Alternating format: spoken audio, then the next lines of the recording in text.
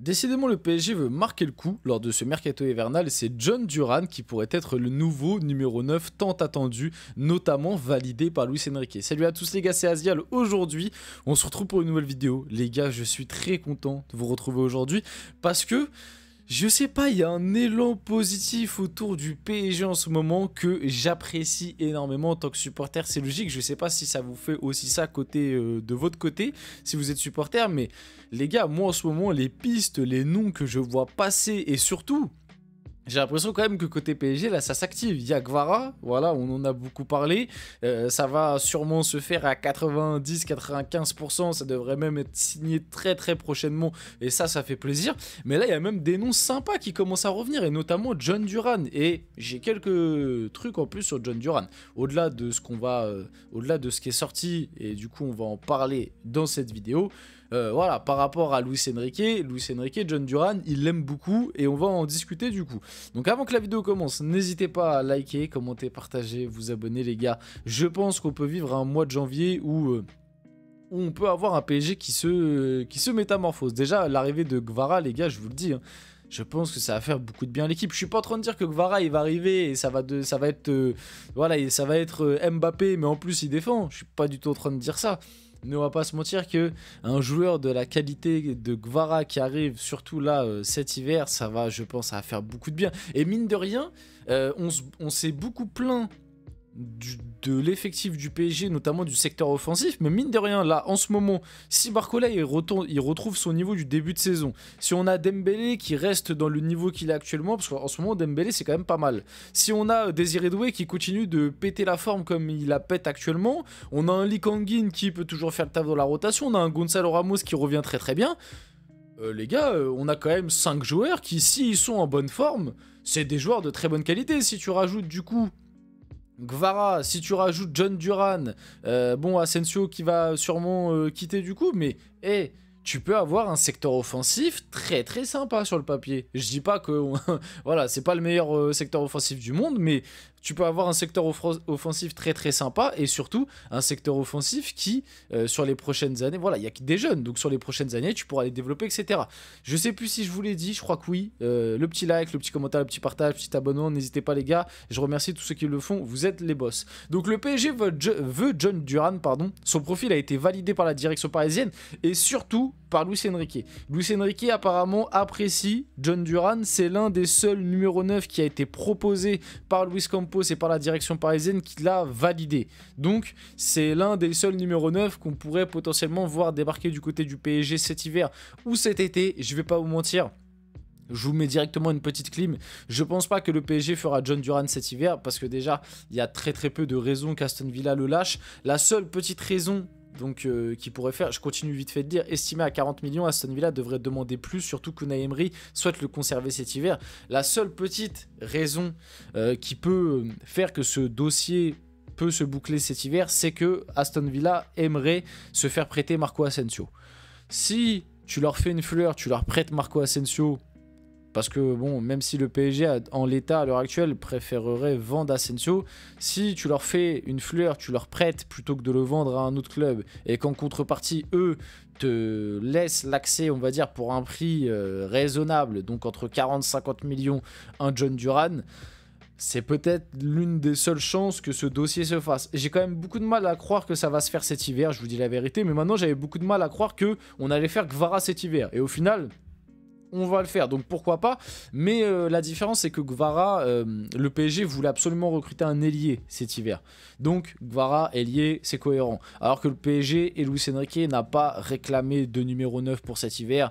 Il n'a même pas réclamé foncièrement numéro 9. Il a juste dit que John Duran c'était un profil intéressant qu'il avait validé la piste. Donc je pense pas que ça se fera cet hiver, à voir pour l'été prochain. Mais en tout cas le profil moi j'aime beaucoup. John Duran j'aime beaucoup, même si, attention, encore très jeune, pas encore un titulaire indiscutable du côté d'Aston Villa, mais moi il y a un truc marquant déjà chez John Duran qui apporterait énormément au PSG.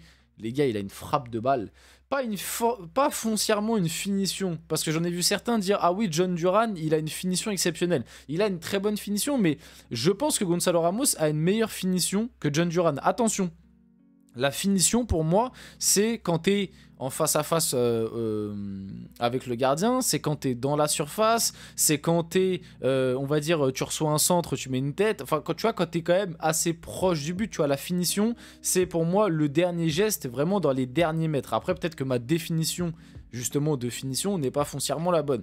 Pour moi, c'est plus ça, le côté finisseur. Tu vois, le côté un peu finisseur, renard des surfaces. John Duran, c'est quand même un mec déjà assez mobile, qui n'hésite pas à des moments à dézonner, etc. Et surtout, moi je trouve là où il est choquant, c'est pas tant sur la finition comme je l'ai vu, c'est la frappe de balle tout court. Parce qu'en fait, John Duran, la plupart des buts qu'il met, c'est pas des buts de numéro 9. Il te met des buts de, ouais, de milieu de terrain, de numéro 10. Parce qu'en fait, des fois, il dézone. Et du coup, il se retrouve à des positions où il est à 25-30 mètres. Et il te déclenche des sacoches, mon pote, où ça part vite. Ça part vite et ça part pleine lucarne. Donc franchement, c'est vraiment un truc qui manque au PSG. Parce que pour moi, à l'heure actuelle, dans l'effectif, à part Hakimi et Vitinha, il n'y a absolument personne qui frappe de loin. Dembélé, vas-y, laisse tomber. Dembélé, lui demande pas de frapper à plus de 20 mètres, c'est mort. Parce que sinon, c'est soit ça finit sur le parking d'Auchan, soit ça finit vieille frappe tout éclaté à ras de terre. Barcola, c'est pareil, il frappe très peu de loin. Désiré Doué, je lui ai pas vu cette qualité à l'heure actuelle. Gvara qui arrive, lui, il peut frapper un peu plus de loin, mais c'est pareil, c'est pas non plus son point fort, on va dire. Donc c'est pour ça que João Neves frappe très peu, pareil pour Zaïre Emery. Donc c'est pour ça que je vous dis qu'à l'heure actuelle, à part Vitinha et Hakimi, qui pour moi je trouve ont un peu ce truc où des fois ils peuvent t'envoyer des frappes de 25-30 mètres qui sont pas toutes dedans, mais qui peuvent au moins inquiéter et être cadrées. On n'a pas ça. Donc un John Duran qui en plus est un numéro 9 qui est un profil qui peut correspondre un peu à Luis Enrique. Il aime bien dézonner, il aime bien participer au jeu, même si il peut aussi prendre la profondeur, il peut faire un peu plus le point d'appui et surtout qui a une frappe de loin qui est hyper intéressante quand tu joues face à beaucoup de blocs bas. Moi, John Duran, j'y vais. Voilà, je suis hypé. Il est très jeune. Il y a du potentiel, il y a du talent. Maintenant, il ne faut pas l'envoyer au charbon. Mais je pense qu'un John Duran, si vraiment tu peux le récupérer pour un 40 millions, tu as une concurrence en neuf qui serait Gonzalo Ramos, John Duran et, on le sait, Luis Enrique, il aime bien placer voilà, à des moments sur certaines rencontres, un petit faux neuf. Tu pourras retrouver du Dembélé, parce que Dembélé, mine de rien, on n'en parle pas beaucoup, mais moi j'aime beaucoup Dembélé en tant que faux neuf. Hein. Mais dans tous les cas, comme je vous l'ai dit, je pense pas que John Duran se fera cet hiver. Je pense que ce sera plus une piste étudiée, pourquoi pas pour l'été prochain. Et aussi, attention, parce que je dis, ouais, avoir John Duran et Gonzalo Ramos en concurrence. Attention, si vraiment le PSG s'intéresse à John Duran, c'est peut-être que Luis Enrique il est pas fan de Gonzalo Ramos parce qu'on le voit quand même si moi je trouve que Gonzalo Ramos il répond présent, bah finalement il est pour l'instant on le sent qu'il est quand même pas installé en tant que titulaire. Après moi ça me dérange pas foncièrement parce que comme je dis, moi j'aime bien ce que je vois en ce moment côté attaque du PSG. Moi, j'aime bien le petit trio Dembélé, Désiré Doué, Barcola ou alors Dembélé, Lee Kang-in, Barcola. Je trouve que ce trio est pas non plus déconnant. Après, on le sait, en Ligue des Champions, c'est un step différent. Mais de toute façon, on va pas se mentir, John Duran, bon ok, il a mis un but de fou face au Bayern. Mais je pense pas que demain, tu ramènes John Duran, c'est lui qui va te faire passer un step en Ligue des Champions. Après, peut-être, hein, peut-être que je me trompe. Mais en tout cas, voilà. Donc, John Duran, le profil a été validé par Luis Enrique. C'est l'un des seuls profils de numéro 9 où Luis Enrique a dit pourquoi pas. Donc, c'est très intéressant. Il y a d'autres actus côté PSG vite fait dont je voulais parler dans cette vidéo. Arsenal aimerait se faire prêter Lee Kang-in. C'est une information qui a été sortie par Asia Athletic. Le PSG a très rapidement coupé les ponts, malgré l'intérêt de deux clubs de Première Ligue. Donc le deuxième n'a pas filtré. Le PSG ne veut pas se séparer de Lee Kang-in cet hiver.